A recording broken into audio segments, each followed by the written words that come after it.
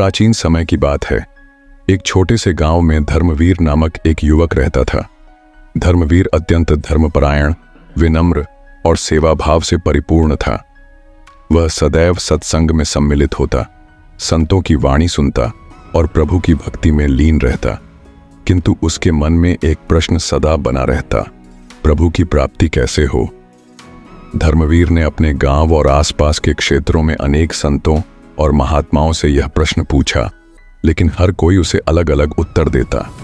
कोई कहता कि तपस्या करो, कोई कहता कि सेवा करो और कोई कहता कि केवल ध्यान में लीन हो जाओ। लेकिन धर्मवीर को इनमें से कोई भी उत्तर संतोषजनक नहीं लगा। एक दिन गांव में एक सिद्ध महात्मा का आगमन हुआ। उनकी दिव्य आभा देखकर ही धर्मवीर समझ गया कि यह कोई साधारण संत नहीं, बल्कि साक्षात ज्ञान के सागर हैं। धर्मवीर ने उनके पास जाकर विनम्रता से प्रणाम किया और पूछा, गुरुदेव, मैं प्रभु को पाना चाहता हूं, कृपया मुझे मार्ग दिखाइए। महात्मा मुस्कुराए और बोले, वत्स, कल प्रातः तुम नदी किनारे आना, मैं तुम्हें उत्तर दूंगा। अगले दिन धर्मवीर सूर्योदय से पूर्व ही नदी किनारे पहुंचा। महात्मा ने उसे पानी में चलने का संकेत किया। जब धर्मवीर कमर तक पानी में पहुंच गया तो अचानक महात्मा ने उसका सिर पकड़कर जल में डुबो दिया। धर्मवीर घबराकर छटपटाने लगा और जब वह पूरी तरह हाँफने लगा तब महात्मा ने उसे बाहर निकाला। धर्मवीर भयभीत होकर बोला, गुरुदेव, आपने ऐसा क्यों किया? महात्मा मुस्कुराते हुए बोले, जब तुम पानी के भीतर थे तब तुम्हारी सबसे बड़ी चाहत क्या थी? धर्मवीर ने तुरंत उत्तर दिया, सांस लेने की।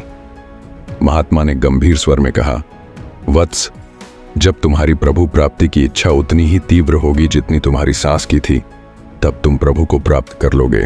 धर्मवीर को उत्तर मिल चुका था। उसने अपने भीतर अटूट भक्ति और प्रेम की ज्योति जलाई और निरंतर प्रभु के ध्यान में लीन हो गया।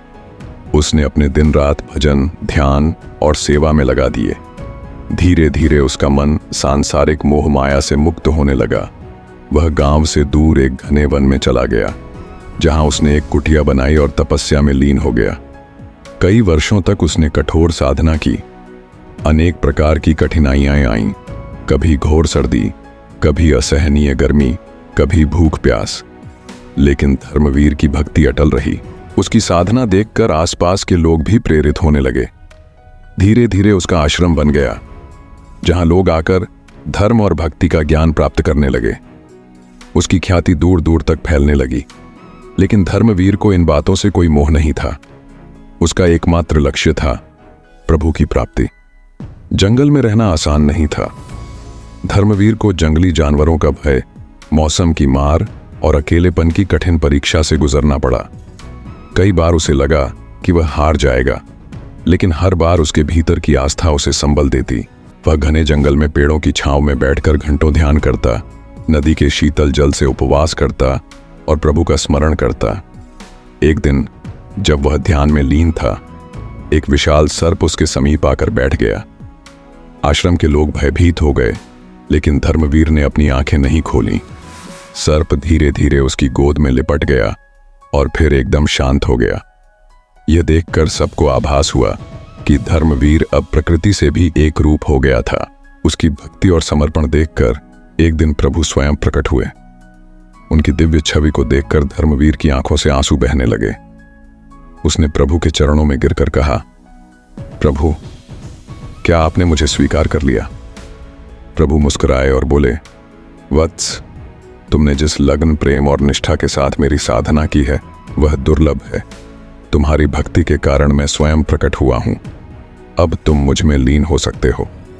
धर्मवीर ने प्रभु के चरणों में अपना जीवन समर्पित कर दिया और वहीं उनके सान्निध्य में परम शांति प्राप्त की।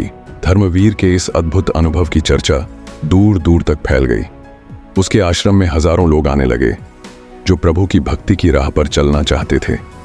धर्मवीर ने सभी को प्रेम और भक्ति का संदेश दिया। उसने कहा, प्रभु की प्राप्ति के लिए हमें केवल बाहरी कर्मकांडों की नहीं, बल्कि सच्ची निष्ठा, अटूट भक्ति और प्रेम की आवश्यकता होती है। जब हमारी लालसा केवल और केवल प्रभु के लिए होगी, तब प्रभु स्वयं हमें दर्शन देंगे। धीरे धीरे धर्मवीर का आश्रम एक विशाल तीर्थ स्थान बन गया, जहां श्रद्धालु दूर दूर से आते, और प्रभु भक्ति का मार्ग अपनाते।